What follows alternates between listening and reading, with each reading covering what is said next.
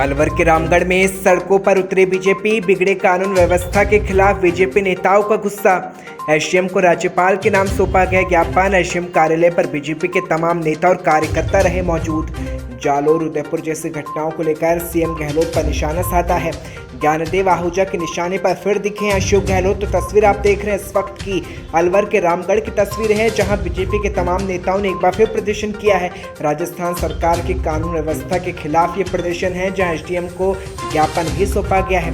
बड़ी बात यह है कि इस प्रदर्शन में बीजेपी के तमाम नेताओं की मौजूदगी रही। ज्ञानदेव आहूजा के साथ ही तमाम बीजेपी नेताओं ने भी राजस्थान सरकार को घेरा है।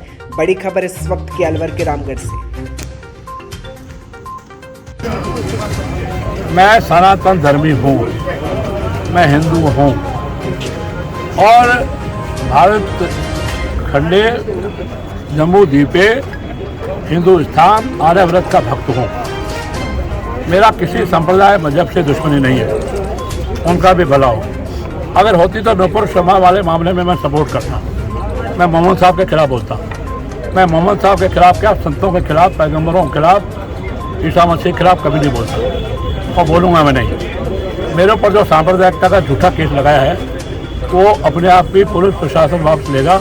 नहीं लेगा तो आप सब कार्यकर्ता आंदोलन करेंगे, मैं जानता हूँ। मुझे आज इतना ही कहना है कि सद्बुद्धि दे प्रशासन को, भगवान परमपिता परमेश्वर ईश्वर के मेरे जैसे सात्विक और वास्तविक एक्चुअल, फैक्चुअल और पंचुअल कार्यकर्ताओं पे झूठे केस न बनाए।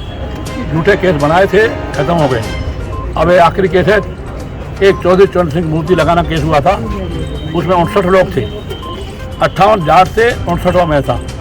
हमारे प्रदेश के अध्यक्ष राजाराम जी मील कहते हैं, ज्ञानदेव जी आहूजा साहब, हम तो सिर्फ जाट हैं, आप डबल जाट हो। क्यों? क्योंकि सही मायने में चौधरी चरण सिंह का गुणगान होना चाहिए, राव तुलाराम का गुणगान होना चाहिए, महर्षि वाल्मीकि का गुणगान होना चाहिए और गुणगान होना चाहिए बाबा साहब अम्बेडकर का, और अम्बेडकर से ऊपर आध्यात्मिक गुरु रैदास का, और हमारे प्रजापतियों के संत या हमारे खादियों डांगर समाज के संत या सभी जातियों के संत महान हैं। उन महान संतों की पूजा करता हूँ। मैं उनके खिलाफ नहीं बोलता, मैं राधास्वामियों के खिलाफ नहीं बोलता, निरंकारियों के खिलाफ नहीं बोलता, मैं धनधर शत्रु के खिलाफ नहीं बोलता, भले जेल में पड़े हैं। मैं रामपाल के खिलाफ नहीं बोलता, संत आसाराम के खिलाफ नहीं बोलता, मैं किसी संत के खिलाफ नहीं बोलता, चाहे 2 मिनट वो संत रहा या 2 साल रहा। मैं सिख पंथ को मानता हूँ, पर सिख पंथ में निकले हुए निरंकारी राधास्वामी उनको नहीं मानता। सिख पंथ को, 10 गुरुओं को, गुरु ग्रंथ साहब को मानता हूँ।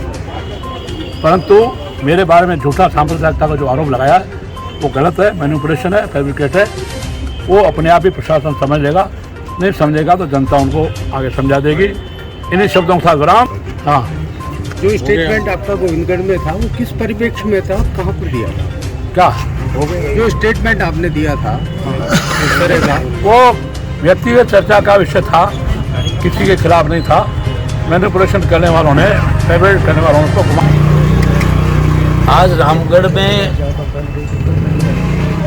ज्ञापन का और धरने का कार्यक्रम रखा भारतीय जनता पार्टी की तरफ से। जिस तरह से राजस्थान की कांग्रेस की गैर सरकार ने जिस तरह से अपराध बढ़ रहे हैं या अपराधियों को संरक्षण दे रहे हैं, उसके खिलाफ आए दिन जो रामगढ़ में अपराधों का चलन बढ़ गया, अपराध हो रहे हैं, मर्डर्स हो रहे हैं, बलात्कार हो रहे हैं।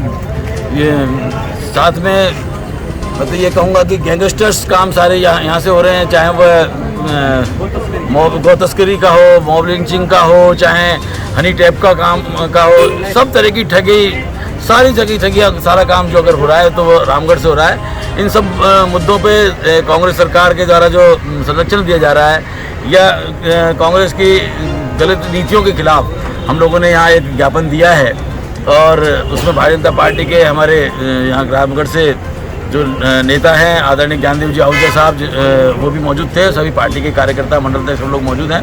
और हमने प्रशासन को चेताया भी कि जिस तरह से गोविंदगढ़ में जो अभी हत्या हुई है और एक निर्दोष की हत्या है, उसमें जो जिन लोगों को गिरफ्तार किया है उस पर शायद पुलिस अभी वहाँ पर स्टॉप हो गई। 10 के बाद अभी उन्होंने गिरफ्तारी नहीं की, जबकि गिरफ्तारी बहुत सारे लोगों की होनी चाहिए थी।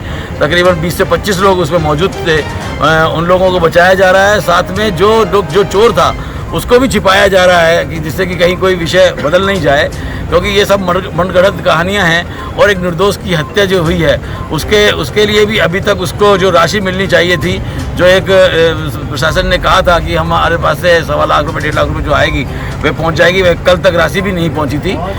मैंने देखा और आज तक भी नहीं पहुंची है। और उन सब मेरा आज आपके माध्यम से प्रशासन को, आदरणीय कलेक्टर साहब को, एसपी साहब को भी मैं आपके माध्यम से मैसेज करना चाहता हूं कि जो वादे या जो विश्वास हम जनता के सामने या पीड़ित पक्ष को हम देकर आते हैं, उन पर हमको खरा उतरना चाहिए, समय पे खरा उतरना चाहिए, समय पे उन सभी वादों को पूरा करना चाहिए। और साथ में चैनल के माध्यम से ये भी कहना चाहता हूँ कि अगर किसी जुर्म के खिलाफ जो लोग आवाज़ उठाते हैं, उनके खिलाफ अगर आवाज़ बंद करने का काम कांग्रेस सरकार के एजेंट बनकर जो लोग यहाँ केस दर्ज कर रहे हैं, मैं उनको आगाह करना चाहता हूँ कि वह अपने आपको संभाल लें, अन्यथा जनता उनको सीधा कर देगी। अपने केस जो लिए हैं, उनको लगाए गए हैं, उनको सबको वापस कर लें।